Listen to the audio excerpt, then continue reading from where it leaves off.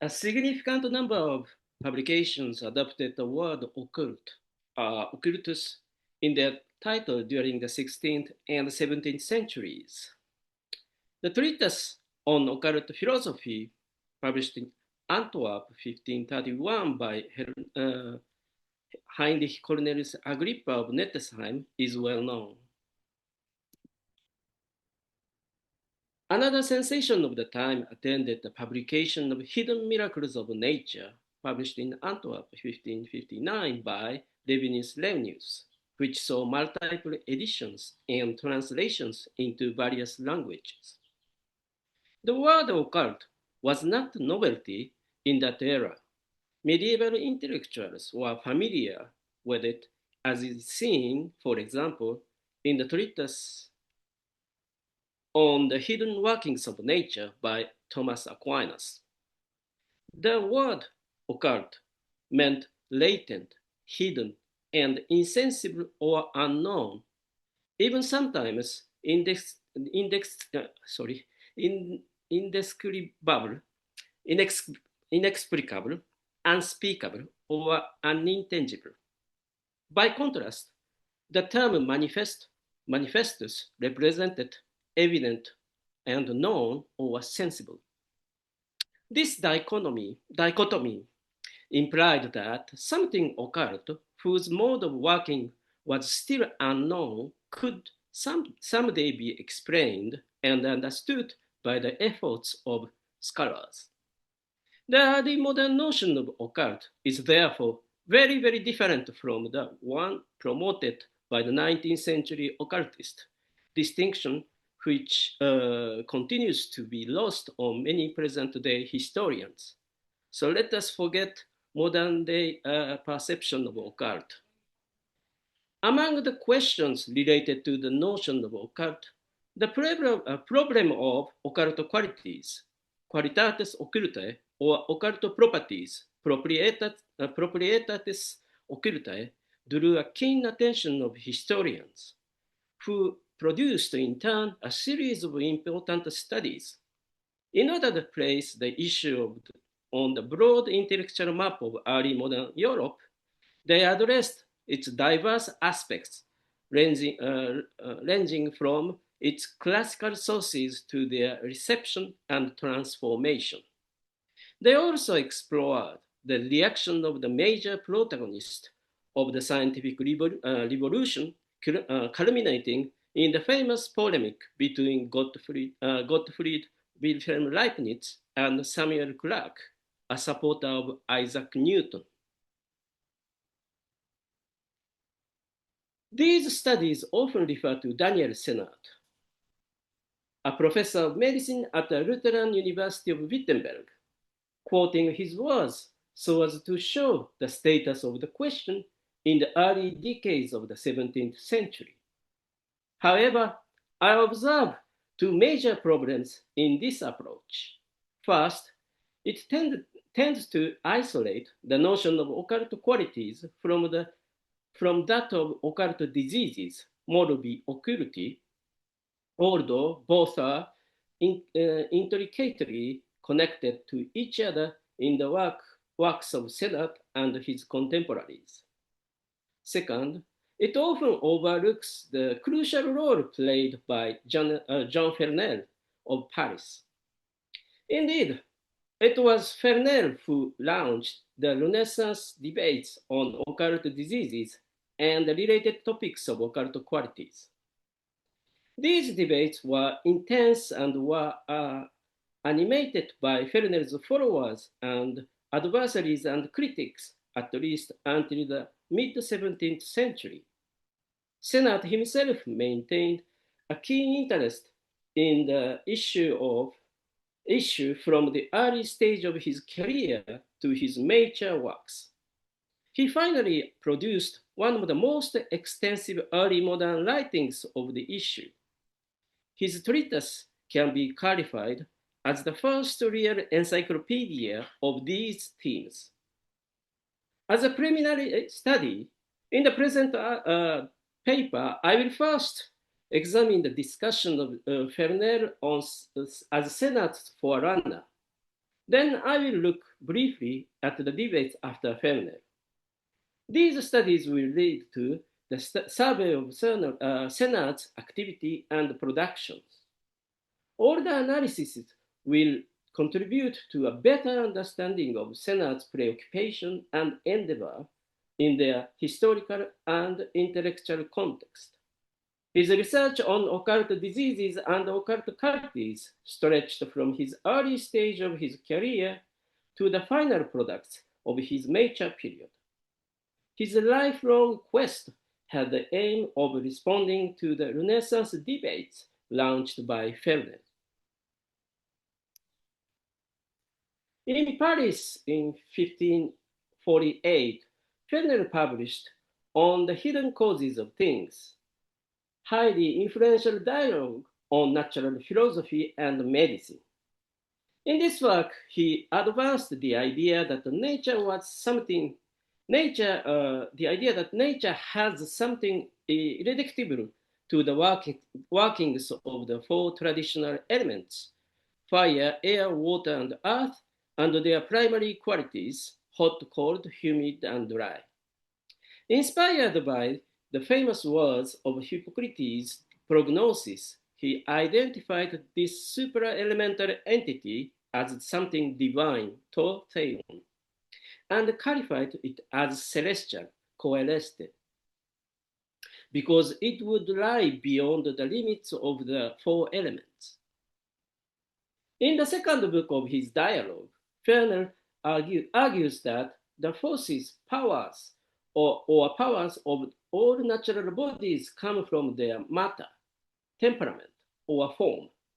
According to him, matter and form are the principles, principia of these bodies.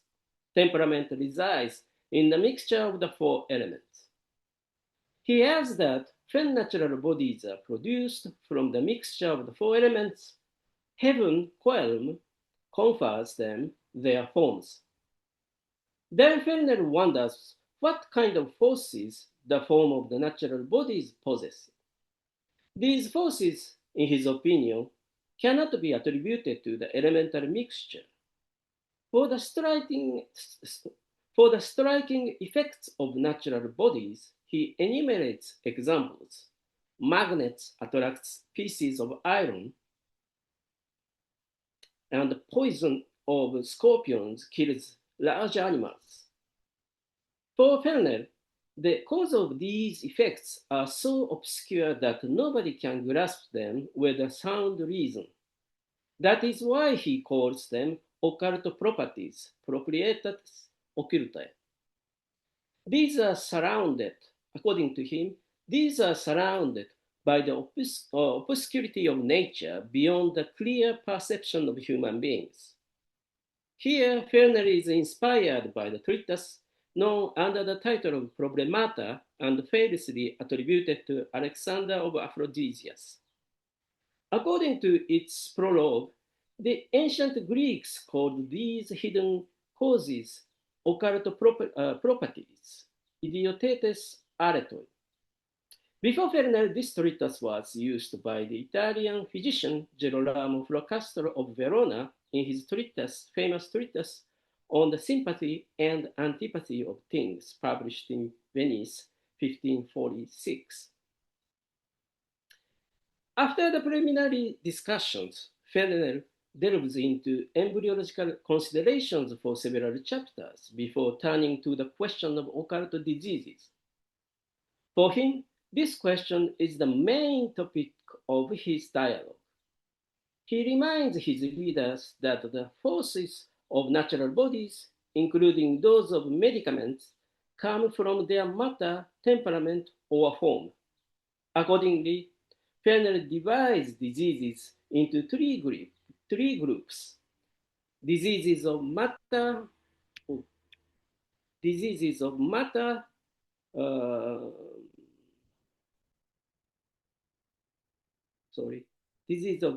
disease of temperament, and diseases of the whole substance. In this way, he introduces the notion of whole substance or total substance, substantia tota, although he immediately identifies it with the form without detailed explanation. From here on, Fernel focuses on the diseases of the whole substance.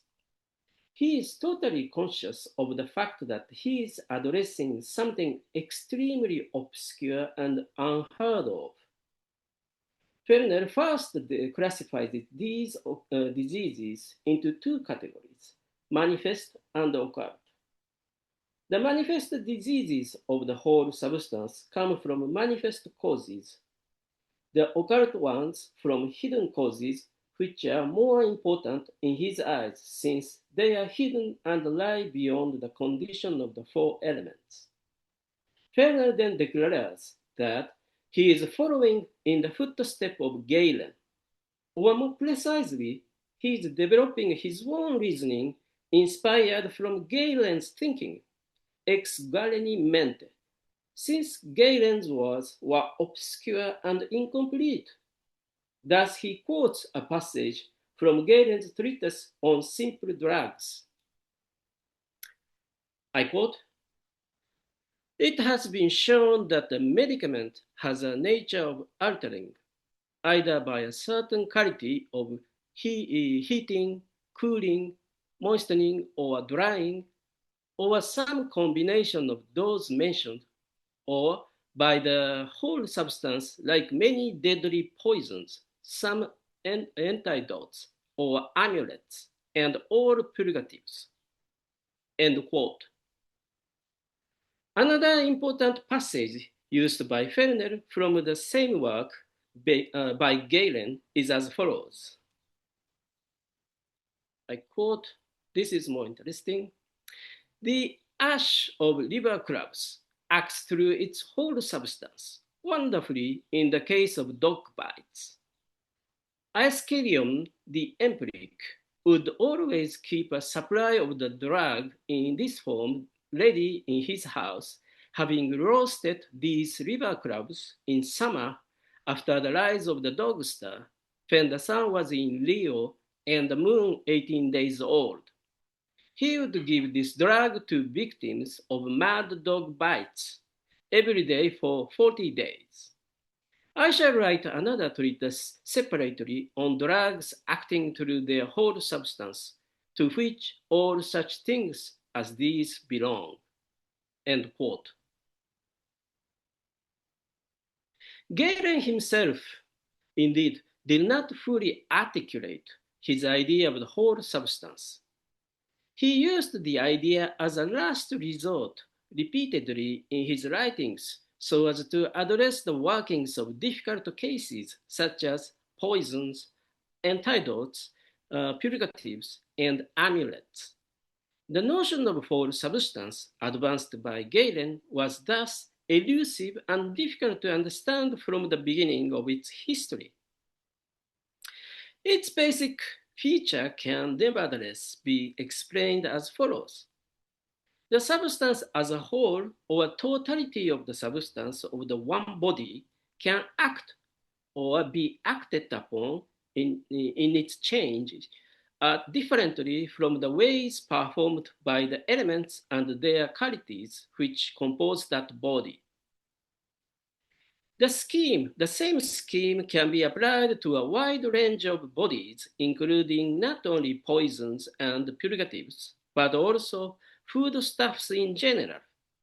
This notion was also closely linked to the idea of hidden properties, since Galen clarified the properties acting through the whole substance as indescribable or inexplicable. Naturally, the notion of the whole substance was known to medieval physicians thanks to the canon of Avicenna, but its accompanying idea of specific forma specifica, became more popular as they were sometimes identified with each other. Then came Fernel's own elaboration, along with his explicit desire to return to Galen, or more precisely, to go beyond Galen. What is special in Fernel is the following point. There are some occult diseases produced not by impaired temperaments, but by the changes of the whole substance. Moreover, Fernel argues that if drugs act upon the human body by their hidden qualities or by their whole substance, they can change the qualities of the human body and even its whole substance. When this change exceeds the limits of nature, it can also produce a disease of the whole substance. Next, Fernel adds another dimension to his theory by quoting a passage from Galen's commentary on Hippocrates' treatise on human nature. According to Hippocrates, the air inhalated into the human body sometimes contains some morbid excretion. For Fernel, Galen understood by this term a certain exhalation harmful to the substance of the human body. Fernel writes, I quote, a number of divine and hidden diseases occurring in us have an efficient cause, diffused throughout the whole air with a huge power to generate diseases like some scattered seed of evils. Hippocrates called it morbid excretion as a sort of nursery of diseases. He maintains that it does not come to exist from the primary qualities of the elements, but has a loftier and heavenly origin. End quote. Invoking their celestial origin, Fernel divides occult qualities into three groups. Poisonous occult diseases, poisonous one, contagious one, and pestilent one. For him, the poisonous diseases do not migrate into nearby people. The contagious ones, like syphilis, contaminate those who stand nearby through contagion and mutual association. The pestilent ones can spread widely and harm a vast number of human beings. As for the cause of plagues, Fernel goes even further by arguing that these diseases fall from heaven. Importantly, however, he does not use this expression simply to mean the firmament or the regular movement of celestial bodies. He uses it instead to refer to a certain combination of stars, that is, the stellar constellation. Thus, he concludes by delving into an astrological consideration.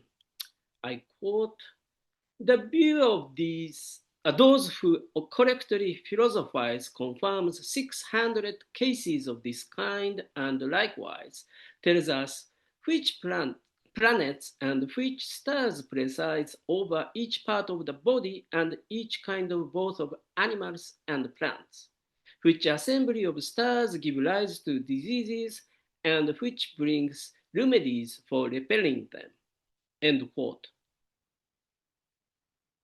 Fernel adds that astrology teaches human beings when to pick up herbs and plants and when to store or use them for treatment. In the eyes of his adversaries and critics, this development turned out to be the most controversial point of his teachings on occult diseases and occult qualities. Immediately following Fernel's discussion on the particular pathology and its associated therapy and pharmacology, several physicians entered the arena of debate on occult diseases and occult qualities. One of the earliest reactions to Fernel came from Giovanni Argentero of Pisa. His treatise on the genera of diseases was included in his various works on medical matters published in Florence 1550. Here the Italian physician acknowledged the existence of diseases of the whole substance produced by occult qualities. Along with Fernel, Argenterio played a key role in the Renaissance debates on occult diseases or those of the whole substance. Famous anti-Paracelsian Thomas Erastus of Heidelberg also wrote an influential treatise on the occult powers of drugs, published in Basel 1574. This work in one book is divided into 66 chapters as its first part, followed by the second part addressing three major questions on purgatives. As for the term powers, potestates, Erastus interchangeably used other terms such as qualities and properties. Rejecting the celestial origin of occult properties, he argued that all the properties of natural bodies come from their forms and not from heaven. The target of his criticism was more astrology than natural philosophers and physicians such as Fernel. Then Erastus classified occult properties into two groups, those which depend on the form of natural bodies and those which follow the temperament, that is, the mixture of the elemental qualities. The consideration of the first group led him to the notion of whole substance, which he accepted in the name of Galen. In the same vein, Giovanni Francesco Olmo of Brescia published his treatise on the occult properties in medical matters, published in Brescia 1597. This small work is divided into 4 books, addressing respectively the following topics: nutriments, medicaments, poison, and purgatives. It is not surprising that no sharp boundary is established between the beneficial food and medicaments and harmful poisons, since it follows Galen's pharmacological theory. But a new trend from Renaissance medicine is also visible.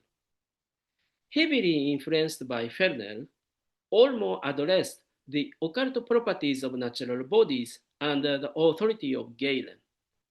Interestingly enough, he also referred to the music therapy in terms of the occult forces of music. Olmo rejected, however, the celestial origin of occult qualities, criticizing by name the Florentine Platonist Marsilio Ficino rather than Fernel. Toward the end of the 16th century, it almost became a common practice among natural philosophers and physicians to refer to the name of Fernel by submitting their agreement or disagreement with his ideas on the origin of plagues and other occult diseases.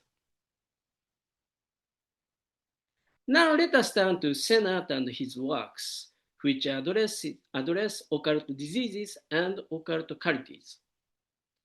It is possible to find Sennert's notable reflection on occult diseases and occult qualities in one of his earliest writings, Controversial Medical Questions, published in Wittenberg 1609, so the second item in this slide.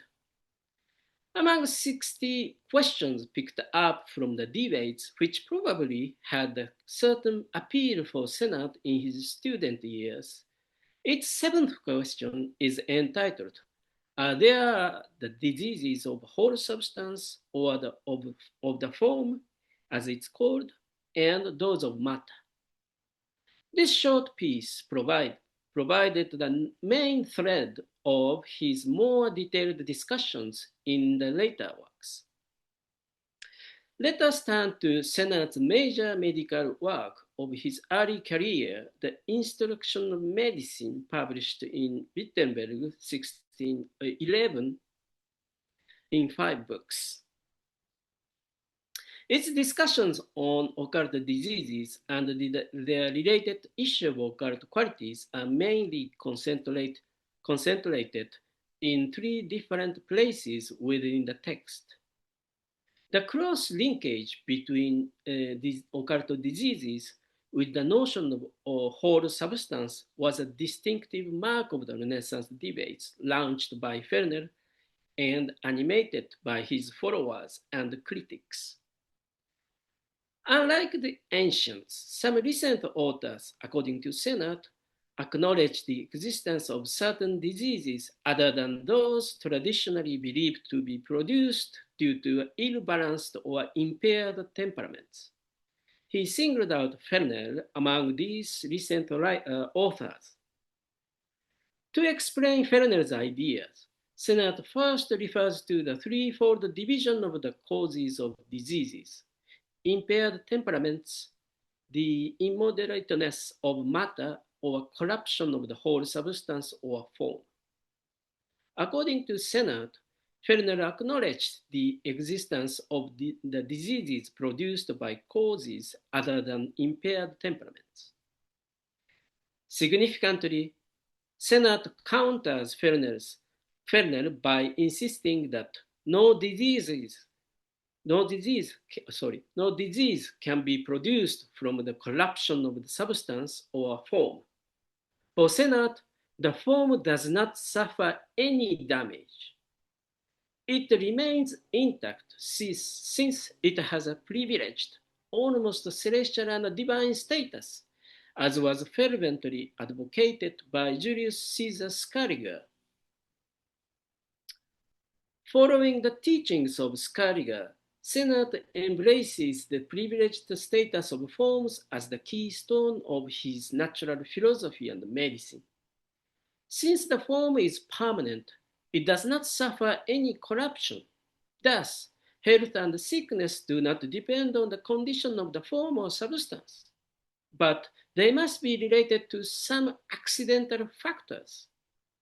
Sennert expresses his argument as follows, I quote, "It is rightly said that health and diseases do not belong to the essential constitution, but to the accidental constitution, which consists in qualities, and that no disease can come from the corruption of the substance." End quote. That is why Sennert calls upon the important role played by the qualities, namely the occult ones, for the cause of those mysterious diseases. Although the text of this chapter in the second edition of 1620 seems to be identical to that of the first edition, Sennert goes further in the lines added to the third edition of 1628. Here, Sennert makes it clear that the hidden sympathy and antipathy of natural bodies do not directly come from their forms, but through the occult qualities, which in turn flow from those forms. He argues, moreover, that the forms of the heavenly bodies do not directly act upon the terrestrial bodies, but through their occult qualities. Although Sennert adopted several aspects of Fernel's teachings, the main target of his criticism remained the French physician's overemphasis on the role of heaven. Later in his career, Sennert focused on the issue in one of the 5 books that became the masterpiece of his natural philosophy, Physical Memoir, published in Frankfurt, 1636. After his account of the physical principle of natural bodies in the first book, Sennert dedicated the second book to occult qualities. Then, in the third book, he turns to atoms and mixture. These discussions were followed by those on the normal generation of natural beings in the fourth book, and on the spontaneous generation of living beings in the fifth and last book. It is not difficult to perceive the importance Sennert accorded in his major reflections to the question of occult qualities. Since the treatise is devoted to natural philosophy, It focuses on occult qualities rather than occult diseases or those of the whole substance. In his discourse on the occult qualities, Sennert first criticized those who tried to reduce all the effects of natural bodies to the workings of the elemental qualities. According to him, they employ foolish and ridiculous reasoning to deny the fact confirmed by experience. For Sennert, the most reliable authority among recent writers is Scaliger, who, by contrast, regarded the reduction of all natural effects to the workings of the elemental qualities as an extreme impudence. Sennert then enumerated the striking effects of nature. Galen reported that ash of burned river crabs wonderfully cure the biting of the mad dog, just as magnets, purgative, and poisons can produce surprising effects. For Sennert, these effects are caused by the qualities that cannot be seized by human sense perception. But he insisted that these qualities themselves can be studied through their effects, although they are often qualified as occult and hidden. That is why he firmly believes that the careful investigation of their effects leads to a sure knowledge. Certa scientia. Regarding the origin of occult qualities, it is on this subject that Sennert develops one of his most striking discussions. He first warns readers that the issue is difficult since there is no consensus among scholars. No matter how they are mixed, the primary qualities of the four elements cannot, in Sennert's view, work beyond the limit of the elements, unlike occult qualities. If occult qualities come from the elements, moreover, all the nature must consist only of the primary qualities of the elements. But it is erroneous, in his eyes, to think that everything results from their mixture. Sennert then argues that occult qualities are perfectly simple and that they emerge from the simple forms because these forms do not exist in vain but produce qualities of their own. To reveal his own interpretation, he insists that the ultimate source of occult qualities can be found in the act of creation by God in the beginning of the world. I quote, "Surely the greatest and best God did not draw all the forms from the potentiality of matter, but created all beings and gave them their own forms. These forms are not idle, inefficient, or destitute of forces, but are endowed with their own qualities, properties, and forces." End quote. This emphasis on the divine act of creation was the distinctive characteristic of Sennert's major philosophy. It is possible then to place the source of occult qualities in heaven, just as Fernel did. Sennert clearly rejected the celestial origin of forms. Since no one can deny that all the qualities or properties of natural bodies flow from their forms, it is necessary, according to him, to think that these qualities also come from their forms. After all these discussions, he delves into typological considerations through the classification of occult qualities by several criteria. Finally, Sennert fully applied himself to this project of typological considerations by composing his most important treatise on the question of occult diseases and its related topic of occult qualities. His efforts were crystallized in the sixth and last volume of the massive medical work, Practice of Medicine, published in Wittenberg. 1535. This extensive volume of over 470 pages on occult diseases was published 2 years before his death. This treatise can be qualified as a real encyclopedia of occult diseases and occult qualities. It consists of 9 parts as follows. Oh, sorry. First one, diseases of occult qualities in general. Uh, 2, occult diseases by the internal defection of humors.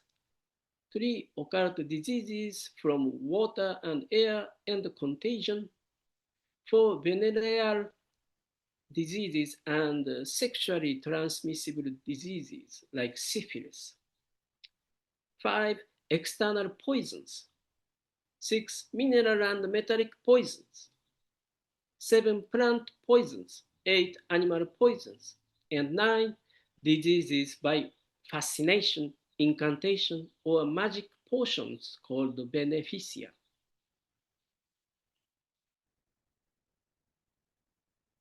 In its first and theoretical part, Sennert questions whether there are actions resulting from the whole substance and whether there are occult qualities.